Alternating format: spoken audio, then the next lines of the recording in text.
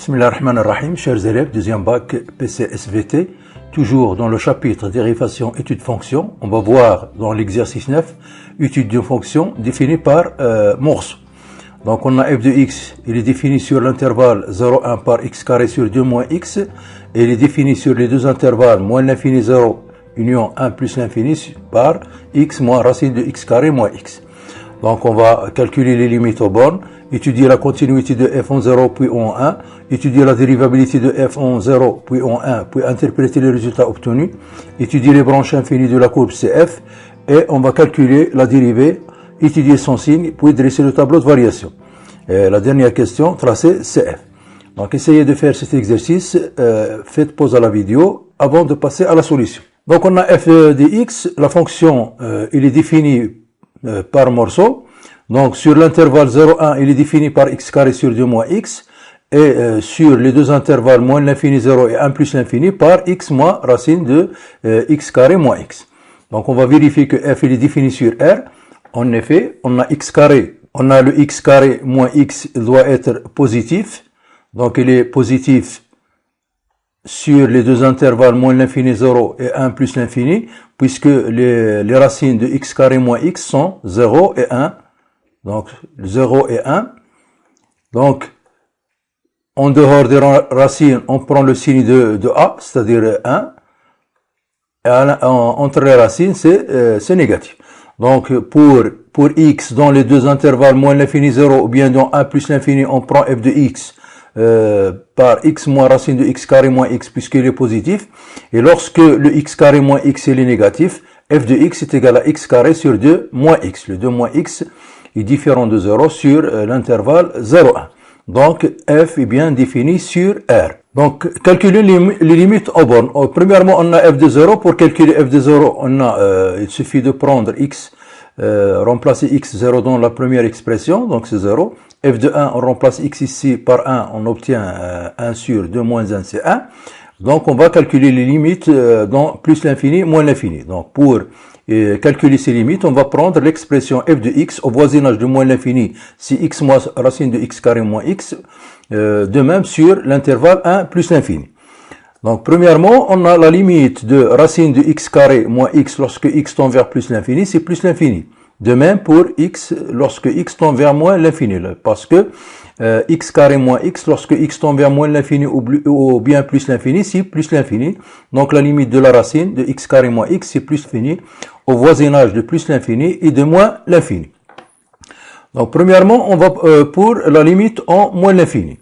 Donc limite de f de x en moins l'infini. Premièrement, on a limite de x, c'est moins l'infini. Limite de racine de x carré moins x, c'est plus l'infini avec le moins, c'est moins l'infini. La somme de moins l'infini avec moins l'infini nous donne limite de f de x quand x tend vers moins l'infini, c'est moins l'infini. En plus l'infini, on va tomber dans la forme indéterminée, puisque limite de x c'est plus l'infini et moins racine de x carré moins x c'est moins l'infini. La somme, forme indéterminée. Donc on va essayer d'éliminer la forme indéterminée pour calculer la limite de f de x quand x tend vers plus l'infini. Donc pour cela, il suffit de multiplier ici par le conjugué. Donc on obtient par identité remarquable x carré moins le carré de racine de x carré moins x. Donc la racine s'en va, nous reste x carré moins x. Au dénominateur, c'est le conjugué x plus racine de x carré moins x. Donc on va développer au numérateur, on trouve limite de x sur x plus racine de x carré moins x. Donc on va factoriser par x au dénominateur puis simplifier par x. Donc à l'intérieur de la racine, on va mettre racine de x carré comme facteur de 1 moins sur x. On fait sortir le x carré. Donc racine de x carré, c'est la valeur absolue de x, donc c'est x, puisque x est au voisinage de plus l'infini. Donc x en facteur de 1 plus racine de 1 moins 1 sur x. On simplifie par x, on trouve qu'il est égal à la limite de 1 sur 1 plus 1 moins 1 sur x. 1 sur x tend vers 0, 1 plus 1 c'est 2, 1 demi. Donc limite de f de x quand x tend vers plus l'infini, c'est 1 demi. La continuité de f en 0 puis en 1. Donc premièrement, la continuité de f en 0. Puisque on voit ici que f il est défini à droite par x carré sur 2 moins x, et à gauche en 0, il est défini par une autre expression. Donc, il faut étudier la continuité de f à droite et à gauche en 0. On a premièrement f de 0 est égal à 0. Donc, pour que f soit continu en 0, il faut que la limite de f lorsque f tend vers 0 est égale à f de 0 est égal à 0. Premièrement, la limite de f de x lorsque x tend vers 0 à droite. Donc, on va prendre cette expression, c'est la limite de x carré sur du moins x. On remplace x par 0, c'est f de 0. Donc, f il est continu à droite en 0. De même pour la continuité à gauche. Donc, limite de f de x lorsque x tend vers 0 moins, c'est la limite de l'expression de f à gauche en 0, c'est-à-dire x moins racine de x carré moins x. On remplace x par 0, on trouve 0, c'est f de 0. Donc, f il est continu à gauche en 0. Conclusion, d'où f il est continu en 0. De même pour la continuité de f en 1.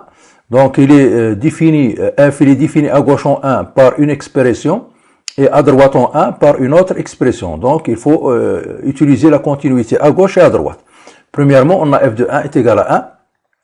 Donc, on va étudier la limite de f de x à droite, à gauche en 1. Donc, il faut calculer la limite de f de x lorsque x tend vers 1 à gauche. Donc, l'expression, c'est x carré sur 2 moins x. On remplace x par 1, c'est f de 1. Donc, f, il est continu à gauche en 1. La continuité de f à droite en 0, il faut calculer la limite de f de x lorsque x tend vers 1 à droite. Donc, l'expression de f à droite en 1, c'est de x moins racine de x carré moins 1. Si on remplace x par 1, on trouve ici 1 moins 0, c'est 1, qui est égal à f de 1. Donc, f, il est continu à droite en 1. Conclusion, d'où f, il est continu en 1. Donc, la dérivabilité de f en 0, puis en 1. Premièrement, la dérivabilité de f en 0. De même, il faut étudier la dérivabilité de f à gauche et à droite en 0, puisqu'il est continu en 0. Donc, on va passer à l'étude de la dérivabilité. Donc, on a toujours f de 0 est égal à 0. Donc, il faut calculer, pour la dérivabilité de f à droite en 0, il faut calculer la limite de f de x moins f de 0 sur x moins 0. Donc, à droite en 0, on va utiliser f de x, c'est x carré sur 2 moins x. Le tout sur x, donc on aura ici x carré sur 2 moins x, le tout sur x, comme si on a un x sur 1, donc le 1 ici, le x au dénominateur. Donc on obtient, c'est la limite de x carré sur x moins 2x. On remplace x, on va simplifier par x, c'est la limite de x sur 2 moins x. Si on remplace x par 0, c'est 0. Donc, f, il est bien dérivable à droite en 0. Et le nombre dérivé à droite en 0, c'est 0. L'interprétation géométrique, c'est que CF admet une demi-tangente horizontale au point d'abscisse 0, c'est-à-dire à droite en 0. Donc, on va passer maintenant à la dérivabilité de f à gauche en 0. Il faut calculer la limite de f de x moins f de 0 sur x moins 0 à gauche en 0. À gauche en 0, il faut utiliser l'expression de f, x moins racine de x carré moins x. Donc, le x moins racine de x carré moins x sur x. Donc, il est égal x sur x, c'est 1, moins racine de x carré moins x, le x. Le x, il est négatif, puisqu'il est à gauche en 0. Donc, là, on sait que la racine de x carré est égale à la valeur absolue de x. Donc, la valeur absolue de x, puisque x il est négatif, donc il est égal à moins x. Donc, si on veut remplacer, ou bien on veut écrire le x sous forme de racine de x carré, il faut ajouter un moins. Donc, on obtient, donc c'est la limite de 1 moins racine de x carré moins x sur moins racine de x carré. Donc, puisque le x, on a dit que racine de x carré c'est moins x, avec le moins nous donne x. Avec le moins nous donne x. Donc, on trouve, c'est la limite de 1 plus, donc on fait entrer le x carré à l'intérieur, puisque racine de a sur racine de b, on trouve racine de x carré moins x sur x carré. Donc le x carré sur x carré c'est 1, moins x sur x carré, c'est-à-dire moins 1 sur x.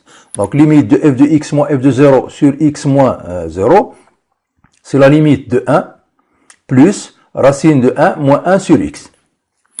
Le 1 sur x, puisque x tend vers 0 moins, le 1 sur x tend vers moins l'infini, avec le moins tend vers plus l'infini. 1 plus l'infini, c'est plus l'infini. Donc, f n'est pas dérivable à gauche en 0. L'interprétation graphique de ce résultat, c'est que CF admet une demi-tangente verticale au point d'abscisse 0. Donc, pour la demi-tangente verticale, puisque la limite, on a à gauche en 0, c'est-à-dire un moins, et le résultat, c'est plus l'infini. Donc, cette demi-tangente, il est dirigé vers le bas. Demi-tangente verticale dirigée vers le bas. Pour la conclusion, f n'est pas dérivable en 0. Donc, dérivabilité de f en 1. Donc, toujours, il faut étudier la dérivabilité de f à gauche et à droite en 0. On a premièrement f de 1 est égal à 1. La dérivabilité de f à gauche, la dérivabilité de f à gauche en 1, c'est la limite de f de x moins f de 1 sur x moins 1. Donc, à gauche en 1, il faut utiliser le x carré sur 2 moins x comme expression de f de x. Donc, après, même dénominateur, c'est 2 moins x. On obtient ici x carré moins 2 moins x, c'est plus x, sur 2 moins x, facteur de x moins 1. Si on remplace x par 1, on trouve ici forme indéterminée, 0 sur 0. Et puisque ce trinôme, il s'annule en 1, donc on peut le factoriser par x moins 1. Donc, on vérifie que x carré plus x moins 2 est égal à x moins 1, facteur de x d'un polynôme q de x de premier degré. Donc, pour déterminer ce polynôme, il suffit de faire la division euclidienne ou bien de calculer delta et trouver l'autre racine. Donc, il faut vérifier que x carré plus x moins 2 est égal à x moins 1, facteur de x plus 2. Donc, on a la limite, toujours la dérivabilité de f à gauche en 1, la limite de f de x moins f de 1 sur x moins 1. Après factorisation de numérateur, on trouve, c'est la limite de x moins 1, facteur de x plus 2, sur 2 moins x, facteur de x moins 1. Après simplification par x moins 1, on trouve, c'est la limite de x plus 2 sur 2 moins x. Si on remplace x par 1, on trouve 3. Donc, f, il est bien dérivable à gauche en 1. Et le nombre dérivé de f à gauche en 1, c'est 3. L'interprétation graphique de ce résultat, c'est que CF admet une demi-tangente de coefficient directeur 3 au point d'abscisse 1. Pour la dérivabilité de f à droite en 1, donc il faut utiliser l'expression de f de x, c'est x moins racine de x carré moins x. Donc c'est la limite de x moins racine de x carré moins x sur x moins 1. On aura ici x moins 1 sur x moins 1, donc c'est 1, c'est la limite de 1, moins racine de x carré moins x sur x moins 1. On sait que racine de x carré moins 1, c'est racine de x facteur de x moins 1. Donc c'est racine de x facteur de racine de x moins 1, puisqu'on a à droite en 1, donc les deux, x et x moins 1 sont positifs, on peut écrire, c'est la limite de 1, moins racine de x moins 1 sur x moins 1, qui est égal, le x moins 1, c'est racine de x. C'est racine de x moins 1, le tout au carré. Donc après simplification par racine de x moins 1, on trouve c'est la limite de 1 moins racine de x sur racine de x moins 1. Lorsque x tend vers 1 plus, le racine de x moins 1 tend vers 0 plus, le 1 sur 0 plus c'est plus l'infini, avec le moins c'est moins l'infini, plus 1 c'est moins l'infini. Donc f n'est pas dérivable à droite en 1. Et CF, comme interprétation graphique, CF admet une demi-tangente verticale au point d'abscisse 1. Puisqu'on a ici la limite à droite, c'est un plus, et le résultat, c'est moins l'infini, donc on aura une tangente verticale dirigée vers le bas. Conclusion, f n'est pas dérivable en 1. Pour les branches infinies, premièrement, on a la limite de f de x lorsque x tend vers plus l'infini est égal à 1,5. Ça veut dire que CF, il admet une asymptote horizontale d'équation y est égale à 1,5 au voisinage de plus l'infini. Donc, au voisinage de plus l'infini. L'autre limite, on a la limite de f de x lorsque x tend vers moins l'infini est égal à moins l'infini. Donc, il faut calculer la limite de f de x sur x. Donc, on va remplacer le f de x par l'expression x moins racine de x carré moins x, lorsque x tend vers moins l'infini. Donc, est égal à la limite, vous voyez ici, si on multiplie par, essayez de vérifier, si on multiplie par le conjugué, on trouve toujours une forme indéterminée. Donc, ici, on essaye de factoriser par x et de simplifier après par x. Or, pour la racine, on a dit que la racine x carré en facteur, c'est 1 moins 1 sur x. La racine carrée de x carré, c'est la valeur absolue de x. Or, x, il est au moins l'infini, au voisinage de moins l'infini, c'est-à-dire il est négatif. La racine de x, c'est, ou bien la valeur absolue de x, c'est moins x. Avec le moins, on nous donne plus. Donc, est égal à la limite de x plus x racine de 1 moins 1 sur x. Maintenant, on va factoriser le numérateur par x, on trouve, c'est la limite de x facteur de 1 plus racine de 1 moins 1 sur x. On va simplifier par x, donc est égal à la limite de 1 plus 1 moins 1 sur x. Le 1 sur x tend vers 0, le 1 plus 1 est égal à 2. Donc la limite de f de x sur x est égale à 2. On va calculer la limite de f de x moins 2x. Donc la limite de f de x moins x, on va remplacer f de x par x moins racine de x carré moins x. Donc moins 2x, c'est x moins 2x, c'est moins x. Donc est égal à la limite de moins x moins racine de x carré moins x. Donc est égal à racine, on va multiplier ici par le conjugué, moins x plus racine de x carré moins x. Avec identité remarquable, le moins x carré c'est x carré, moins entre parenthèses de x carré moins x. Le conjugué au dénominateur c'est moins x plus racine carrée de x carré moins x. La limite quand x tend vers moins l'infini. Donc, au numérateur, on trouve x. Au dénominateur, on trouve moins x plus racine de x carré moins x. Toujours, on va factoriser au dénominateur par x, puis simplifier par x. Donc, est égal à la limite de f de x, moins 2x, est égal à la limite de x. Toujours, racine de x carré, lorsqu'on fait sortir la racine x carré, c'est la valeur absolue de x. Racine carrée de x, c'est toujours la valeur absolue de x. Après, pour éliminer le symbole de la valeur absolue, il faut savoir est-ce que c'est x il est négatif ou bien il est positif. X il est au voisinage de moins l'infini, donc x il est négatif. Donc la valeur absolue de x c'est moins x. Donc il est égal à la limite de x facteur, ici on a moins x, la valeur absolue de x c'est moins x, donc x en facteur c'est moins 1 moins racine de 1 moins 1 sur x. On simplifie par x, on trouve, c'est la limite de 1 sur moins 1, moins racine de 1, moins 1 sur x. Le 1 sur x, il tend vers 0, donc on aura moins 1, c'est moins 2, donc est égal à moins 1 demi. La limite de f de x, quand x tend vers moins l'infini, est égal à moins 1 demi. Conclusion, donc CF, il admet une asymptote oblique d'équation y est égal à 2x moins 1 demi au voisinage de moins l'infini. Au voisinage de moins l'infini.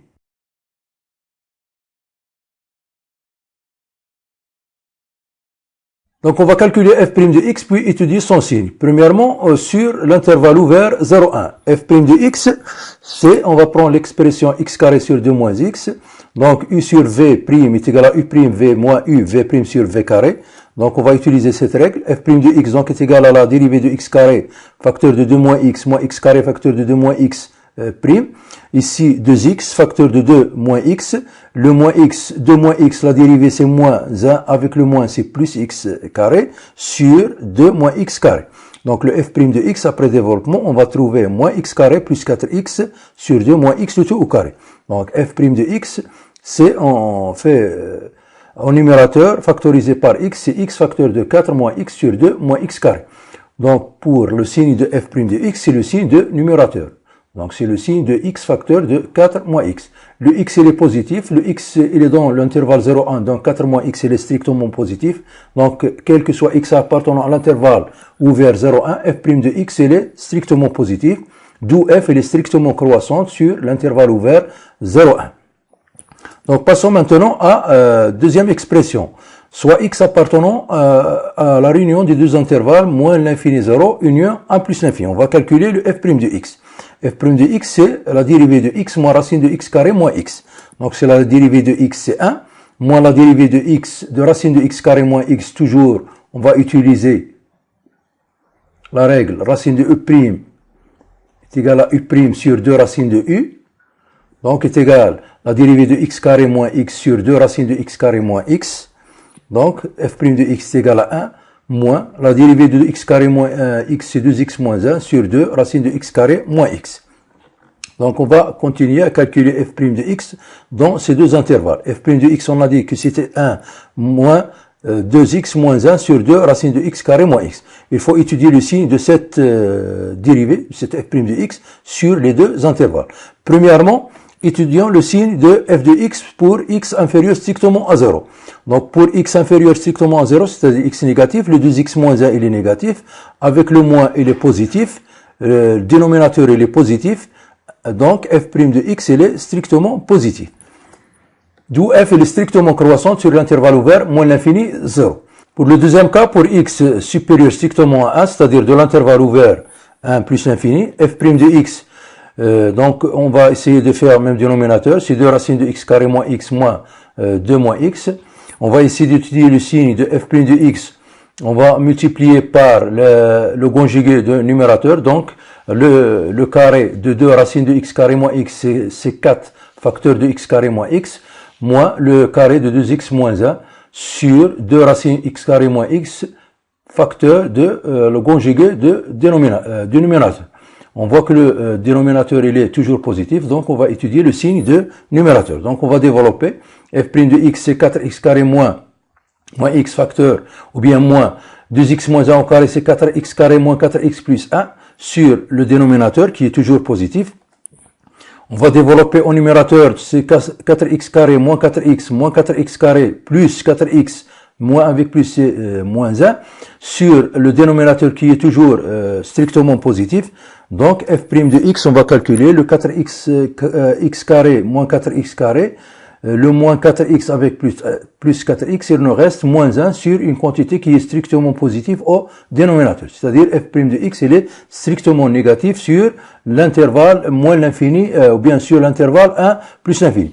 Donc pour le cas où x appartenant à l'intervalle 1 plus l'infini, on a f' de x, il est strictement négatif, d'où f il est strictement décroissante sur l'intervalle 1 plus l'infini. Pour le tableau de variation de f, donc, on voit sur l'intervalle moins l'infini 1, il est strictement croissante. Donc, les limites au moins l'infini, c'est moins l'infini. Pour 0, il n'est pas dérivable. Donc, à gauche, on a calculé la dérivabilité, ou bien la limite. Pour étudier la dérivabilité, on a trouvé plus l'infini. À droite, en 0, on a qui est dérivable, et le nombre dérivé, c'est 0. Pour 1, il n'est pas dérivable, f n'est pas dérivable. À gauche, on a le nombre dérivé, c'est 3. À droite, la limite qu'on a calculée, c'est moins l'infini. Pour la limite en plus l'infini, c'est 1/2. Voilà le tableau de variation de f. Après, on va passer au tracé CF.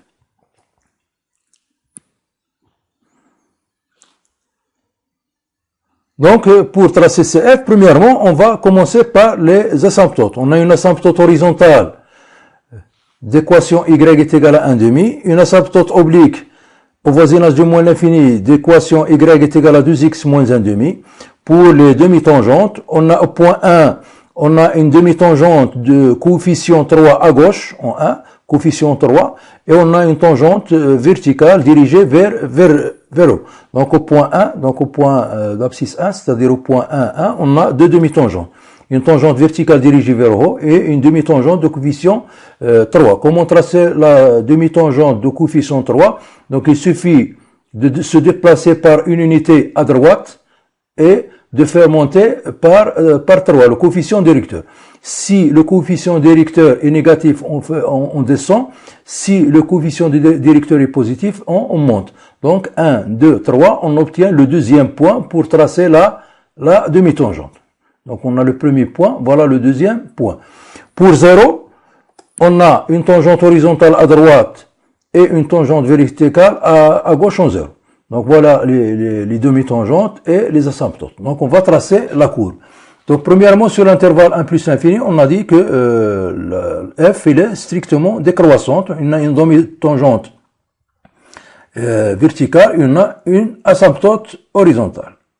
Donc on va tracer, voilà, CF sur cet intervalle. Pour l'intervalle 0,1, on a dit que f il est strictement croissant. On a une demi-tangente horizontale et on a une demi-tangente de coefficient égal 3. Donc il suffit donc on a ici une, voilà, et une demi-tangente. Donc on va, voilà. Pour l'intervalle moins l'infini 0, on a une demi-tangente qui est verticale et on a une asymptote oblique. Donc,